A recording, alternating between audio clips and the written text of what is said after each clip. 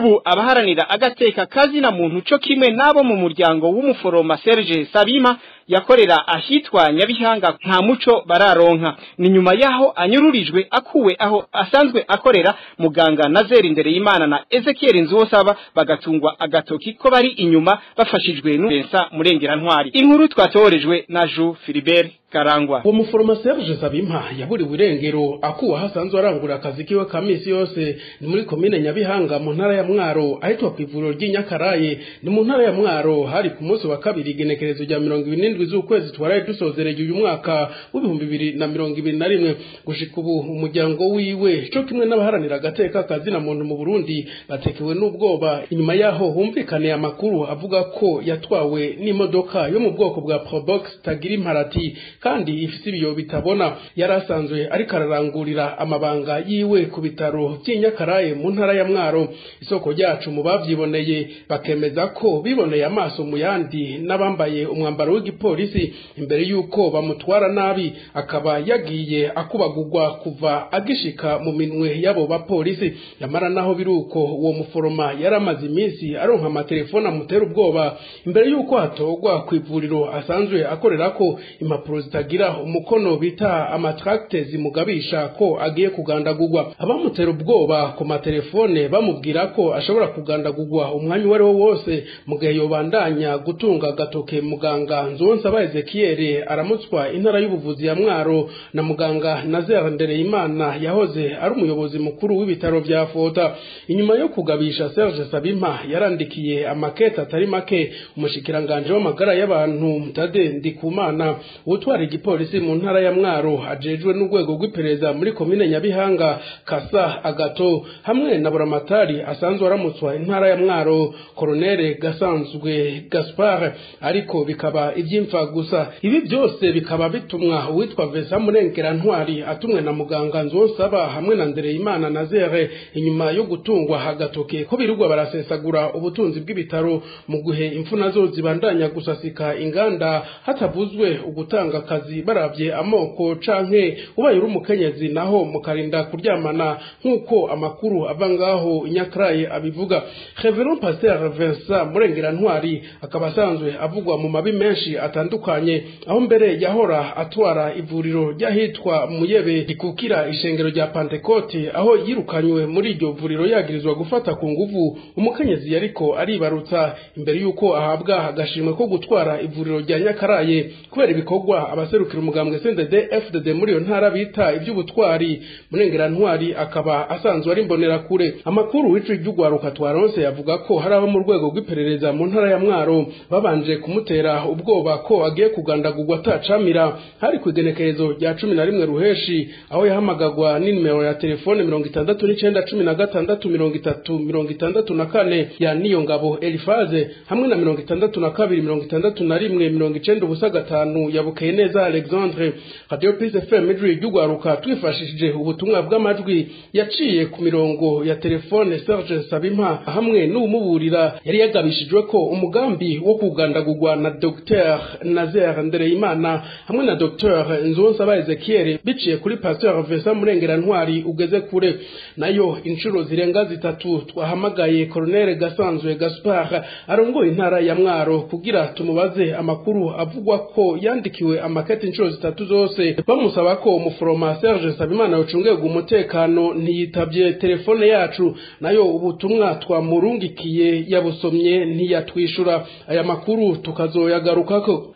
Jean Philibert Karangwa ndagukengurukire kuri iyi nkuru udushikirije. Radio Peace FM ijwi ry'ugwaruka hisamirana amasaha 28 kuri 28 mugashobora gukurikirana amakuru n'ibindi biganiro tubashikiriza muciye ku mihora ngurukana bumenyi wezi 3 akaburungu Radio Peace FM akaburungu.com Facebook na Twitter. Mufise ikibazo canke mushaka kuronswa amakuru twandikire kuri WhatsApp nimero akamenyetso guteranya 491521 34 ubusa 50 mukanya ayavugwa muri politike. Radio Peace FM. arakenguruka amajambo umukuru w'igihugu c'u Burundi Valentin Ndayishimiye aguma ashikiriza abarundi n'amakungu mu ntumbero yo guteza imbere igihugu. Ayo n'amajambo ashikirizwa n'uwahoze ari umushinga mateka Rosa Hakizimana aho ahanura umukuru w'igihugu gushira mu ngiro ingingo zishika kuri zine ari nazo zizotuma igihugu c'u Burundi cogorora mu bijanye n'iterambere. Kurikira Rosa Hakizimana. Ndashima cyane amajambo ashyikirizwa na Perezida Ndayishimiye muri iyi minsi, amajambo yerekana ko afise ugushaka gishobore gutungana abarundi batunganirwe bongere bashobore no gutera imbere. Ariko ngamushimira ndamubwira nti kugira ngo abarundi batera imbere bongere batunganirwe, icyambere yogira yoraba ubwa mbere ubutungane uko bukora bukajamo abantu b'intungane biyumvira ineza y'abarundi. Ubwa kabiri iyo guverinoma yiwe akabanza kuraba abarimwo bakora ibibi akabanza akabakuramo. Icya gatatu akarondera mu barundi bari hanze abantu bazi ibintu by'amaproje byo guteza imbere igihugu, bakaza bakamugirira amaproje ukuntu boshobora guteza imbere Uburundi kugira ngo abarundi bariko barakura n'abariko baravuka bakurire mu Burundi bwiza, Uburundi butekanye, Uburundi buteye imbere, Uburundi abahejeje universite bashobora bonyene kwinjira mu buzi canke bakigirira amaproje bonyene. Icya kane yorondera ukumvikana kugira ngo abanze yerekane ko amaproje yo hanze aza gucukura ubutare buri mu Burundi haba harimwo abarundi bize babizi bakamenya ingene bagurana mu kugira amaproje ateza imbere igihugu nko kubaka amabarabara canke nko kugira abarundi bakaronka amazi meza. Ahantu hose hashobora gutuma abarundi bashobora gutera imbere, amazi n'amatara agakwira mu barundi, abarundi bakaja ku bigwati ku mabarabara meza ashobora yuko hamwe umurundi ashaka kwiyunguruza atarinda kugenda ibirometero kugira ngo ashike mu ibarabara. Ibyo byose akareka abantu bakamuha ivyiyumviro, nta gituma na kimwe cyuko Burundi butazotera imbere. Uyu mufasoni yahunze igihugu avuga kandi ko umukuru w'igihugu adakwiye kwirengagiza intererano y'abarundi baba hanze y'igihugu kuko bafise byinshi boterera igihugu, akabona ko hari imigambi ikogwa na leta igihutihuti.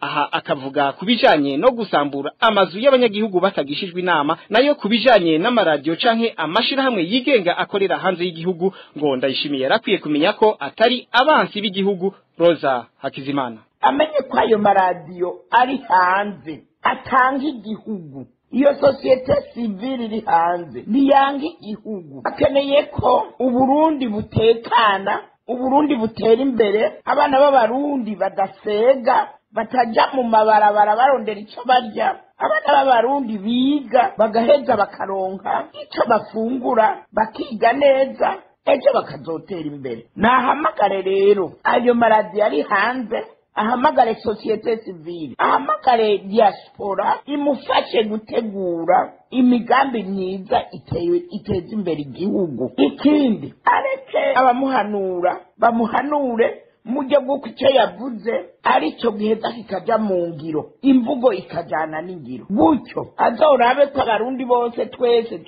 tutamugamburuka, twese tuzoca tumuzi inyuma tumugamburuke, tumwereke ko twese dushaka iterambere, mugabo urwango ruhave, abarundi bakureho icyitwa ngo n'amacakubiri y'amoko cyangwa y'iki. Ibyo ntibisubire kuvugwa mu Burundi kuko ayo macakubiri ibyo bivugwa biza kubera ko abarundi bashonje, abarundi bakenye, abarundi batagira umutekano, bicwa bahura niyo mbonera kuri ifite ikigwanisho ikamwica, uwo wese amusumva ingufu kuko afite ibyo bigwanisho agaca arengera kuri uwo atamugamburukiye agaca mwica. Rero ibyo bintu byose mvuze bizotuma igihugu cyose gitera imbere. Hari icyo ngaya ndagaya yuko iyo indwaro yayo ihari ijya mu bintu byo kubomora amazu y'abanyagihugu itabateguje. Iyo migambi itabanje gutegurwa babanza bayishyire hasi, mutegura abanyagihugu ku kintu mubona ko cobangamira, mubanza mubategure, mubereke muti iki cogenda gutya, iki nacyo kibwirizwa kuhava, gutyo babagamburukire namwe mubatunganirize. Uwo akaba yari umupfasoni Roza Hakizimana yahoze ari umushingamateka, ubu akaba abarizwa mu buhungiro. Mu by'umutekano naho mu ntara na komine Cankuzo haravugwa ubwoba bwinshi bufatiye ku mabi abandanya gukogwa n'ugwaruka rw'imbonera kurego mu mugambwe uri ku butegetsi CNDD FDD. Ni nyuma yaho muri iri joro ryo kuwa kane igenekerezo rya kane rishira irya gatanu Munyonyo mwaka 2021 ku mutumba Nyabisindu komine n'intara ya Cankuzo havugwa ubwoba budasanzwe. Abanyagihugu bo kuri uyu mutumba bakavuga ko baraye ntibuca aho izo mbonera kure zaraye zirabasidagurira ko amazu bazira ivyumviro vyabo, abandi bakazira amatongo. Iyi nkuru twayiteguriwe na Jeanne d'Arc Gikundiro. Abo banyagihugu bavuga ko barara ntibuca kubera bo mugwaruka rw'imbonera kure bo mu mugambwe CNDD FDD, umugambwe uri ku butegetsi mu Burundi. Muri ijoro ryakeye igenekerezo rya kane rishira rya gatanu Munyonyo umwaka w'2021 ku mutumba wa Nyabisindu komine y'intara ya Cankuzo, bamwe mu banyagihugu baraye badasinziriye kubera abo mu mugambwe CNDD FDD baraye mu ruhigi rw'abatavuga rumwe nabo mu mugambwe uri ku butegetsi. Abanyagihugu bavuga ko baraye bahagaritse umutima muri ino joro. Isoko ryacu rikemeza ko bagiye bumva abantu baza basitagura imiryango bongera banyiganyiza amabati bashaka gusitura amazu yabo, na cane cane amazu asanzwe ari yabo batavuga rumwe canke abashigikiye ivyumviro vyabo. Uyu munyagihugu avuga ko baraye rubunda, bamwe bakazira amatongo, abandi ivyumviro vyabo. Ege twaraye umutima uhagaze, twaraye tumeze nabi, twaraye rubunda ku buryo haja abantu batera banyiganyiza amabati kunzu, bakongera kandi bakanyiza n'urugi, vuga babomora urugi. Rero ngaha turadasinziriye, umutima uhagaze kuko tubona neza yuko dushobora kuhasiga ubuzima. Uyu munyagihugu we avuga ko amaze iminsi adatora agatiro kubera ukwikeka urupfu inyuma y'urubanza rw'amatongo se yaburana akiriho, ariko ubu akaba aronderwa buhongo kubera ashaka gukurikirana urubanza ruza rwarakiriwe muri sentare. Akavuga ko umuvyeyi wiwe yari afise ikibazo co mu mutwe, mu nyuma abiwe bakangazwa, ariko bamaze gutangura gukurikirana izitongo ryabo babwiwe ko bidakunda ko barenganurwa kiretse bemeye kwinjira mu mugambo uri ku butegetsi. Narija tubona neza ko ari amatungo yacu tugomba kugira byifadikanijemwo na politiki, kuko tubona neza yuko abo duhangana ari abantu dusanzwe dupfa amatongo. Mugabe idomanza kubera mutama wanjye bari bamurenganije, nanjye naciye nsubirayo kugira ngo ndabe urubanza bavuguruje nanjye sintanguza ubw'iwanjye ngo nabwo rukaba rwarashyiriwe muri sentare. Rero ubu turara umutima uhagaze, sinumva yuko hashobora kuboneka abantu bashobora komora umuntu mu itongo ry'amavuko, kuko umutama w'iwanjye mu gihe bafata iryo tongo yari yagwaye mu mutwe, natwe naho baratwangaza. Rero babonye nje ndahashyize n'umuryango, none ubu bariko barampiga, bampiga buhongo, ku mutaga nta kintu na kimwe mbona, ariko mugabo mw'ijoro iyo hageze ni ingorane n'ikibazo. Tubamenyeshe ko ikibazo c'umutekano muke utegwa n'urwaruka rw'imbonerakure atari bwo bwa mbere kivugwa. Aha hakaronderwa abatari mu mugambwe uri ku butegetsi mu ntumbero yo kubanyaga amatongo yabo, abandi baronde ngenderwa buhongo akaba ari abo mu mugambwe wa CNL urongowe n'umushingamateka Agatoni Rwasa. Tukaba twarondeye umukuru w'umutumba wa Nyabisindu Nzeyimana Gaspard kugira atanga umuco kubivugwa ku mutumba arongoye, ariko tukaba twamukenye. Jeanne d'Arc Gikundiro ndagukengurukire. Muyavugwa mu gisata c'ubutunzi, ugwaruka ruri mu gihugu rurakengurukira umugambi w'umukuru w'igihugu wo guteza imbere ugwaruka mu ntumbero yo kugwanya ubushomeri. Kubwa Kenny Claude Nduwimana, umwe muri ugo gwaruka, akabona ko ari umugambi mwiza kandi ufise intango nziza. Kurikira Kenny Claude. Mwa kino gihe leta y'u Burundi rongowe na nyenicubahiro General Major Varisito Ndayishimiye maze iminsi ahamagarira cyane cyane ugwaruka kuja hamwe kugira ngo bakore ibikorwa by'iterambere bari mu mashirahamwe n'amakoperative. Uwo mugambi ni mwiza cyane kandi biraboneka ko n'intango yawo ari nziza, kandi bikaba biboneka ko ari umugambi uzogira ivyamwa byinshi, kubera ko nkuko mu Kirundi bayamaze ubugirigiri bugira babiri kandi bubiri buvurana ubupfu. Akanyoni nabo katagurutse nikamenya iyo bweze.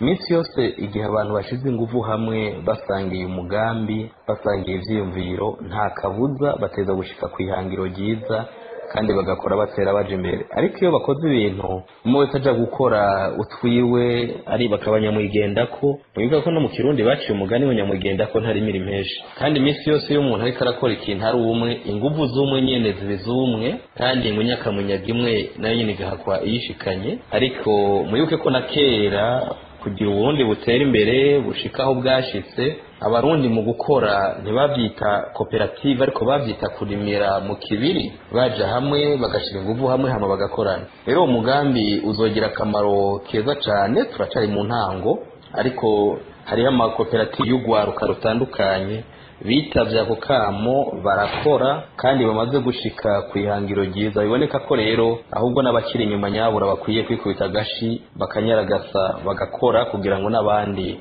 bariko barabasiga nabo bihute mu iterambere, kuko igihugu gitera imbere ni competition, ni higanwa. Umwezi akavuga ati nakageze kuri ibi, twari dusangiye ubukene canke ari nyuma yanje ndavye imibereho yiwe ni yanje nije nenda muri imbere, ariko yagize umwete turahageze, reba gaca bagira ihiganwa byo mu iterambere. Kubwa Kenny Claude atera kamo ugwaruka gose kwifatanya n'abandi kwitabira umugambi wa leta, akabona ko kuja hamwe ari byo bizotuma igihugu gitera kije imbere mu by'ubutunzi nkuko vyagiye biribonekeza no mu bindi bihugu vya rutura. N'ubunyene kurikira Kenny Claude Nduwimana. Niko igihugu gitera imbere kuko n'ibindi bihugu byose kugira ngo bitera imbere haba ico bita changement de mentalité, bagahindura ivyiyumviro n'ingendo maze bakagwiza umugambi wo gukora. Nk'ibihugu by'Ubushinwa na Korea ni ibihugu kera byari bikenye nk'u Burundi, ariko bamaze kuja hamwe mbere kugeza ubwo bahindura n'ico bita mu Gifaransa système de gouvernance,